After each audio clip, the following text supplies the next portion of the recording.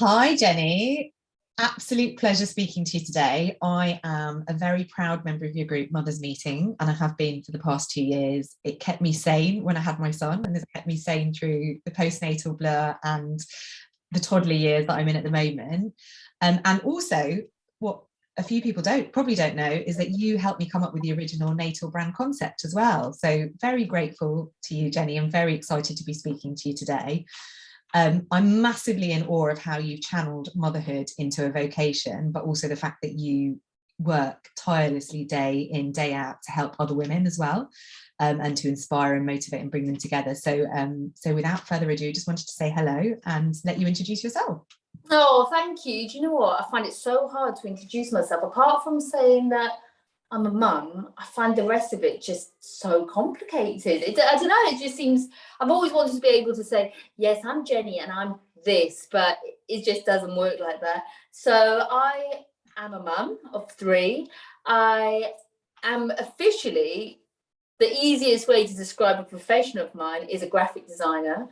But I've started what is now, I guess, a business, but never, ever was intended to be a business.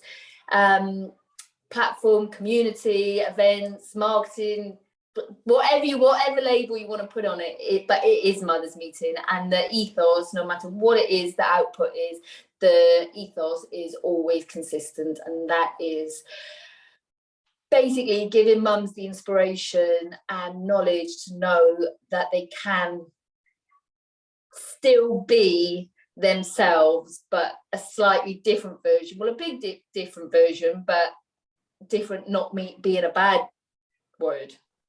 Yeah. See what I mean? I don't even know how to describe it. Basically, I think you're underselling yourself. I basically, my goal generally is to allow women to be mothers, but be the best version of themselves whilst being a mother. That's a great way of describing it.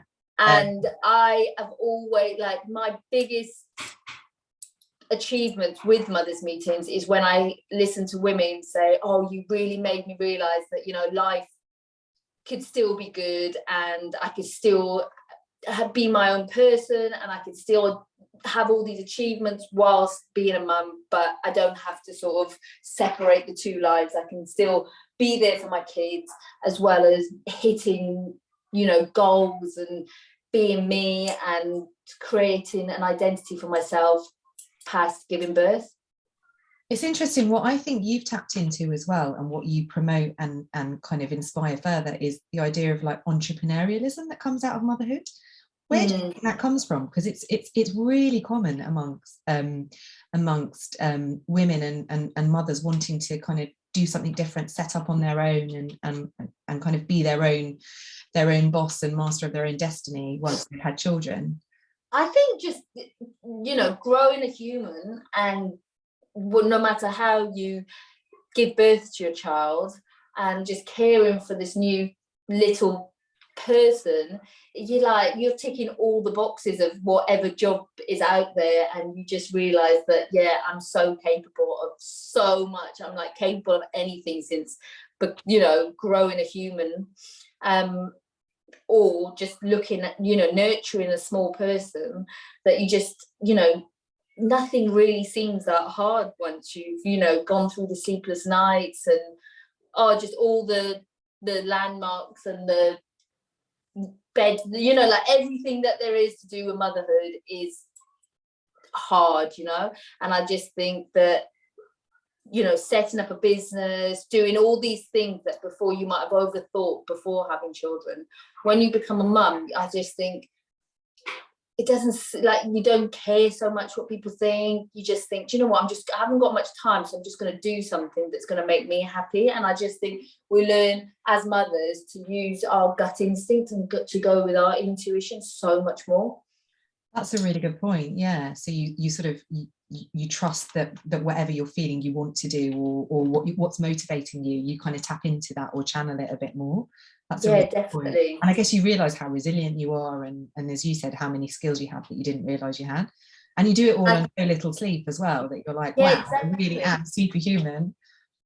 And I think your children are like so, like, everything. Like they're your number one, they're your priority. So it's kind of like, if I do something and I fail, it doesn't matter. I'm still somebody's mum. I'm still got this little person that needs me, that I've got to be there for. So failing or something not working out is not as, there's not as much emphasis and pressure on it as it would have been pre-motherhood.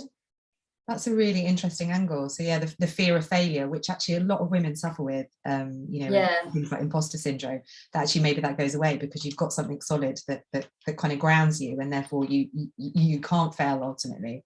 I hadn't thought about it from that angle. Yeah, really interesting. And I just think you're just like, fuck it. I just think you think, you know what, I've got nothing to lose. I'm so exhausted. I've not even got the headspace all the time to overthink this. You're just like, oh, I'll come up with this name, I'll do that. And it's just kind of like, you just get on with it. Yeah, you just crack on. Really good points. Brilliant. So, so you mentioned that you've got 3 kids of your own, so you've got your hands full. There's one. Here's one. Hello. Who's this? This is Sky. This is the baby. Hi, but you're Sky. not a baby. She's 4, but still your baby. You say, when I say to her, oh, you're so big now. What do you say? I'm a baby. You know, you say, I'm always going to be your baby, Mum. Oh, you are always going to be her baby. Oh, lovely to meet you, Sky. So, wanted to ask you about your own birthing experience, and you've obviously been through it 3 times. Yeah. What were your birth experiences like? Do you remember them? And what stands out in your memory from them? Do you know what? I'm all about I'm a firm believer in, you know, like what's meant for you will kind of not pass you by. So I'm not much of a, you know, I've got to stick to this plan. I was just kind of very open to whatever was thrown at me. If there was drugs, if there was anything, I was just like, that's fine by me, as long as the baby is healthy and we're all, you know, well, that is the most important thing. And I think I was very shocked with just to be clear, like I had 3 natural births, like no stitches, not like I had 2, the first 2 gas and air, the third one I had an epidural, but I was all up for the drugs. I'm like, I wasn't like anti anything. I've got to have a home birth. I've got to, I'm not going to have any drugs. I'm going to have a home birth. I'm going to have it in a pool. I didn't have any sort of preconceptions of what my birth would be like. But I ended up having just a natural birth, gas and air, like I said, no stitches, no nothing. So it's kind of like a dream birth for many women. But for me, I was kind of like, I would have had taken all the drugs. So when I had Sky, I was so petrified about giving birth, because obviously the third one, you're like, you know, the pain that you're going to go through. Yeah, that's a good point. And I was just like, oh my God, I was terrified like the third time, because the pain is just beyond, isn't it? Yeah. And I had her in a different hospital. And when I went, the doctors said to me, oh, would you like an epidural, darling? And I was like, am I allowed to have one? And they were like, well, you wouldn't break your arm without having anesthetic, would you? Or, you know, you wouldn't go into an operation without having drugs or anything. And I was like, oh, all right then, bring it on. And it was literally like unbelievable, because the previous 2 births, the nurses were very like quite holistic for like such a big hospital. Right. Like, you don't need anything, you can do this, here's some like lavender to smell, and that was about as medical as it got. So extreme opposites, basically. Extreme. Like I was literally in labor, having contractions with Sky. Joe sat next to me with an epidural, and I'm like, they're like, oh, you just had a contraction. And I'm like, what? Like, I could not believe it. And I was like absolutely cursing my previous midwife, because I'm like, why did I go through so much pain? Like, that was unbelievable. And but then in hindsight, I'm kind of glad that I've experienced both. Yeah. Do you think, on that point, do you think that women are given enough information before birth, are prepared enough before birth? I don't know. I just think in a way it's kind of one of those things that you just, it's one of those things that you just kind of, for me, it's like nobody can ever, you can read a million books, you can talk to a million people, but I just think personal experience is just all, there's nothing that beats it in terms of knowledge. So you can't ever really be prepared until you've gone through it. It's personally no. Feel and be in the room for. And what about new motherhood? Because there's the birth and delivery, and there's a lot of focus. A lot of women say there's loads of focus pre-birth that gets you up to that point, and then you arrive home with baby, and you're sort of like, what the hell do I do now? Did you feel prepared for new motherhood? And no. What was that experience like for you? Oh, it was just unbelievable. Like, I didn't even think, like, obviously it was 11 years ago, my son's 11, and I think I was so relaxed about having a child. I knew I wanted a baby before I was 30, and you see all these mums around, and people have been having kids forever, so I'm like, it can't be that hard.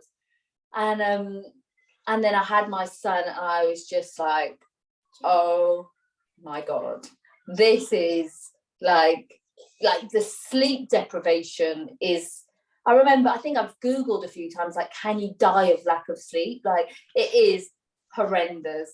And I think you kind of still got memory of your old life, and then you're like, who am I? Like, why can't I, still be into the same stuff that I was into, that I've spent like however many years of my life discovering that this is me as a person. And then it all goes out the window, and you just think, who are my friends? Have I even got any friends? Like, I think when you have a child, any way, shape or form, like, I think you're reborn yourself. Yeah. And I think, like, you take bits of your your previous life, but I think the best way to do it, instead of compare previous life and thinking, oh, I'm not this person, why can't I be like I used to be? It's that you are reborn. And that sounds pretty deep, and I don't think I've ever said that, but it is true. Like, it's a whole new life. Yeah, it's a really good way of putting it, because people talk about the adjustment and the fact that everything changes, but it is exactly that. You give birth to yourself as well as to the baby, and it is such a big period of adjustment. Yeah, definitely. And you I think over time, like, people think that it takes a couple of months to get used to it, but like I said to you previously, like, I think 3 to 4 years is when you start to sort of bring bits of your old life into your new life, and you sort of you get used to the new person that you've become. Yeah. 3 to 4 and it doesn't mean that it's a bad thing. It's not a bad person or a less of a person than you were previously, but it's just a new person, a new identity, different values, different morals, different outlook on life. Like, yeah, it all changes. What do you wish you'd known before you became a mother for the first time? Because I presume that the second and third time you've got a bit more of a template for it. But what do I wish I'd known? I wish I'd known how lonely it was going to be, and I wish I knew how exhausting it was going to be, and that, I wish someone had said, it is going to take about 2 years to get over this tough time. Like, it's not months and it's not weeks, it is, in my Welsh accent, years, which my kids always say, years, what's years, man? But it is about 2 years, 3 years to, like, really adjust. Yeah. And even though Sky still doesn't sleep by herself, and one of us has to sleep with you in the bed, don't we, Sky? Because what do you love the most? Huggles. Oh. And you know what? It's just, there's no template for anyone. It's like you just create your own. It's just bloody hard, no matter what. And each and every time, year, phase is just totally different. What's the best bit of advice you've ever been given about pregnancy, life with a new baby, or becoming a mum? I think, do not spend too much time scrolling online. Like, get off your phone, get out, meet people. Like, find someone that you like on Instagram, maybe DM them and just realize that other people are just in the same position, no matter how fancy their lives look online. Remember that is just not real. Instagram is not real. Yeah.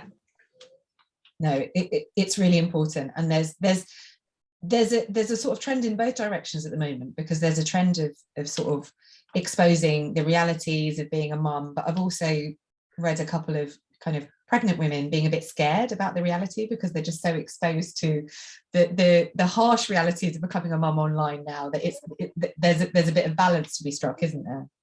Yeah, and do you know what? I think there's a lot of glamorizing of the real life. I think a lot of people are using that, like how hard it is and this and that, and making a joke of it and making it their content, and like it's kind of done in a bit of a tongue-in-cheek way, but is, even though they're portraying it being real, it doesn't feel real. It feels contrived real, if you know what I mean. Yeah. Like, I think if you're really upset about something and you're in like dire straits of like you can't cope, you're exhausted, everything's overwhelming, you're depressed, you've got anxiety, all of that, the last thing you're going to do is make a reel about it. Yeah, completely true. Yeah, completely true. You're So I think it's good in a way, but in another way it's kind of like, well, if they're suffering really bad and they've got really bad anxiety and they're really struggling and they're making a reel from it and they're getting like hundreds and thousands of views, why am I not doing that? It's kind of like, it's not even out there, the darkness that people go to. So it's just adding to that pressure, basically. So it's like, yeah, you're feeling like this, you should be doing something about it, and channeling it. That adds to another thing that women feel like they're not achieving.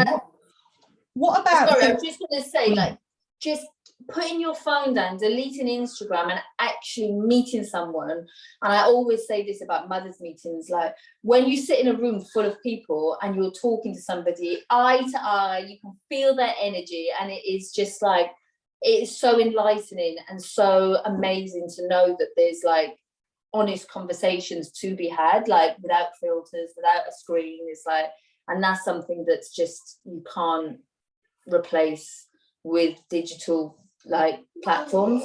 Yeah, which is what made it so much harder in COVID, right? Yeah, exactly. Like digital platforms are amazing. Like Mothers Meeting would never have brought all those women together if it wasn't for a digital platform. But I just think like any sort of drugs, alcohol, you know, anything that's addictive, it just needs to be used with, you know, like real moderation awareness. Yeah, and knowing what you're getting yourself into. Yeah. So we've talked a lot about kind of the changes and everything you go through to become a mum. As you become a mum, what are the best bits about becoming a mum for you in your experience?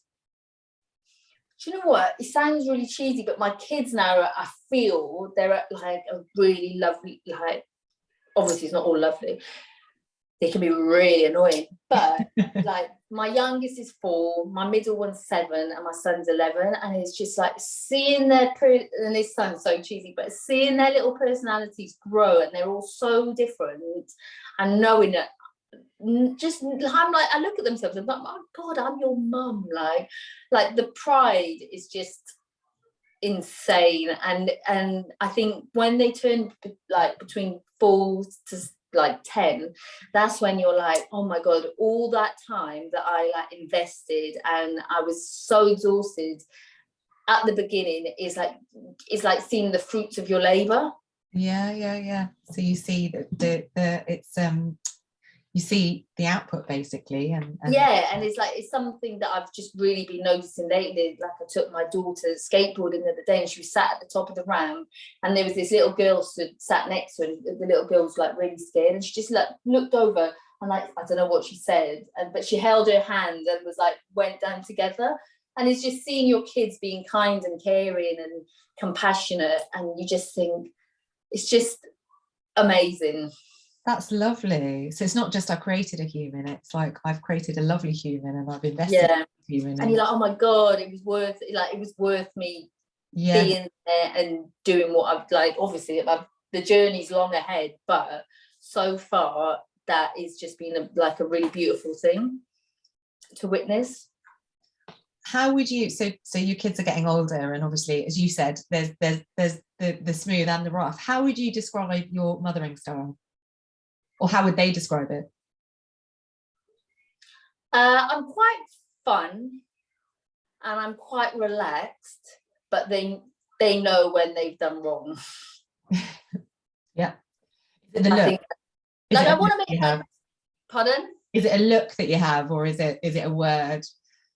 So I they think know. because I'm so relaxed, I'm not so relaxed. I'm like relaxed to a point where we get on as friends and we have fun, but they know that there's a fine line. Like, I'm very, very strict when it comes to, like, when they're talking to people, they need to look them in. I'm always like, look people in the eyes when you're talking. And there's certain things that I'm like super strict about. But then there's things that I'm like really relaxed about. That it's like you learn to pick your battles. And it's kind of like my kids, they just love like my girls. They're very, like Sky, especially since she's been able to even have an opinion, she'll just wear what, like, she, like, sometimes in the morning it'll take half an hour, 40 minutes to choose an outfit.